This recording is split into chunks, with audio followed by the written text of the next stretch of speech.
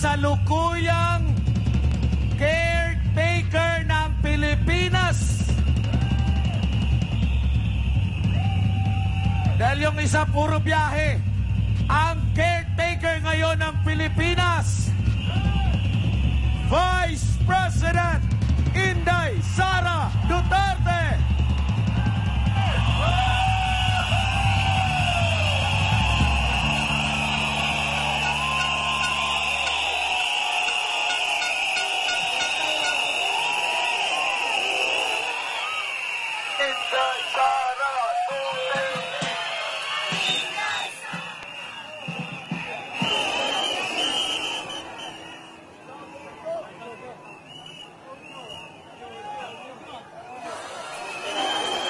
Incorporated. Sa mga ginagawang pagdinig ay tila pinatawan na ng guilty verdict si Pastor Kibuloy kahit na nakabatay lamang ang pagdinig na ito sa mga paratang ng mga testigo na nagkukubli ng kanilang katauhan at hindi mapatunayan ang kredibilidad. Marami sa atin ang naniniwala na ang dinaranas ngayon ni Pastor Kibuloy ay isang pandarahas at hindi patas. Bukod sa hearing na walang pinatutunguhan, ay kabilang rin dito ang indefinite suspension ng broadcasting network na SMNI na isang issue ng media freedom. Hindi biro ang mga pangyayari at paratang na ganito. Nararapat lamang na mabigyan ng patas na laban at sa tamang korte. Ika nga sa Mateo chapter 5 verses 11 to 12. Pinagpala ang mga nilalait at inuusig ng mga tao at pinaparatangan ng lahat ng uri ng kasamaan na pawang kasinungalingan ng dahil sa akin. Magsaya kayo at maggalak sapagkat malaki ang inyong gantimpala sa langit. Alalahanin ninyong inuusig din ang mga propetang nauna sa inyo. Sana po ay maging gabay natin ang mga bersikulong ito patungo sa kaginhawaan at mabigyan tayo ng tibay ng loob sa pagharap sa mga pagsubok, pagtitiis, at pag-uusig ngayon. Lagi po tayong manalangin para sa hustisya at katotohanan. Justice and the truth cannot be achieved in trial by publicity, but by a day in court. Syukran.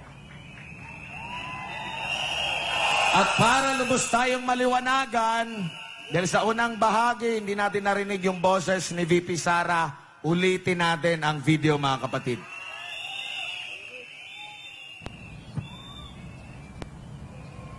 Mga kababayan, ako po ay nakikiisa sa panawagan ng pagpapairal ng batas at katarungan sa hinaharap na isyu ni Pastor Apollo Kibuloy at ng Sunshine Media Network Incorporated.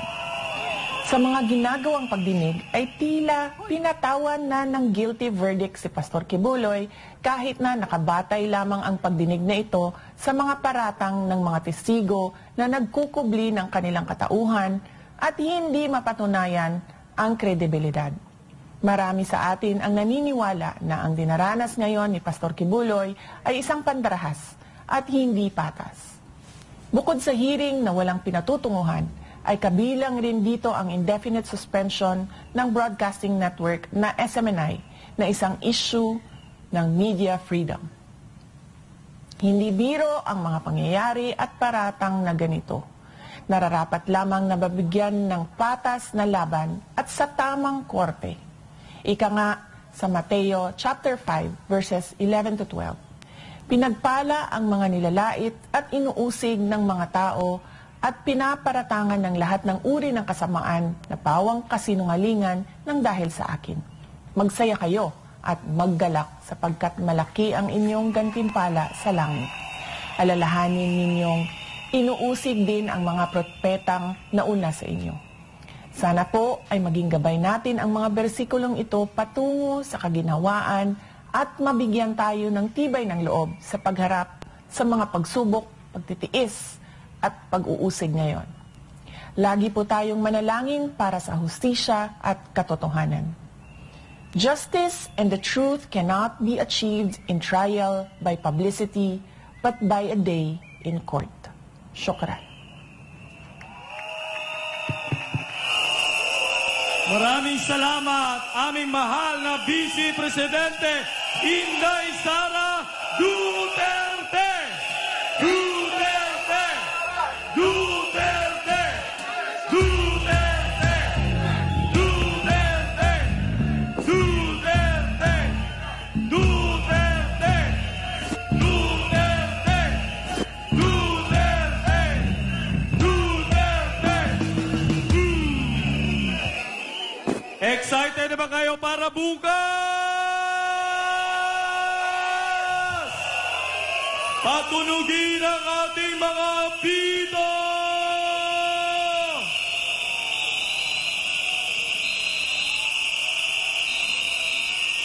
Yan na ba yung pinakamalakas natin?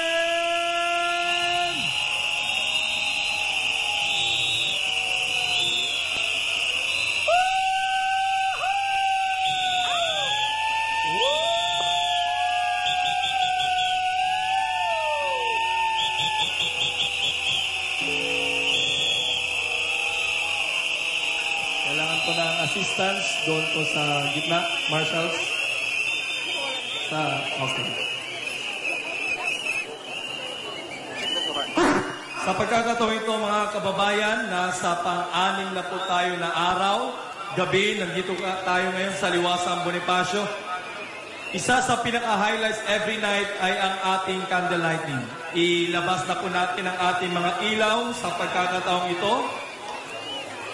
Lahat ng mga ilaw, kung wala po kayong flashlights, meron po mga cellphones bilang ating pagkakaisa. Simbolo ng liwanag, simbolo ng pag-asa sa bansang Pilipinas.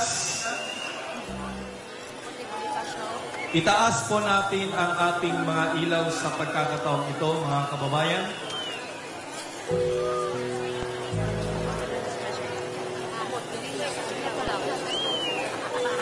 Yung mga kababayan natin na nandyan po sa ilalim ng punong kahoy, mga kapatid. Maaari po tayong pumunta dito po sa gitna. Marami po tayong bakante. Ang laban na ito, laban kasama ang bayan, hindi natin to magagawa at hindi tayo magtatagumpay kung hindi natin kasama ang ating dakilang Ama. Amen? Ang labang ito, mga kababayan, ay hindi pang personal na laban. Hindi ito laban ng reliyon. Hindi ito laban ng kung anumang pananampalataya. Ito ay laban ng buong bansang Pilipinas. Sapagkat alam natin sa ating mga puso, uhaw na po tayo sa tunay na pagbabago. Dudulog po natin ito sa ating dakilang makapangyarihan, ang ating Ama na nasa langit, sa pamamagitan ng taimtim na dalangin. At habang itataas natin ang ating mga ilaw, huwag po natin ibaba, mga kababayan. Tanda, kahit na tayo ay pagod na pagod, we may be battered and bruised in this battle, but we know we are in the winning side. Habang marinig natin ang awit na ito, sa muli, damhin natin ang malakas na presensya ng Ama. Mangusap tayo sa Kanya. Hingin natin, mga kababayan, ano yung gusto natin sa bansang Pilipinas. Ialay po natin ang ating mga papuri at ang ating pagsamba. Nakataas po ang ating ilaw. Huwag po kayong mapagod sa pagtaas ng ilaw na yan, simbolo ng ating pagkakaisa, ng ating pag-ibig at pag-asa sa ating bansang Pilipinas.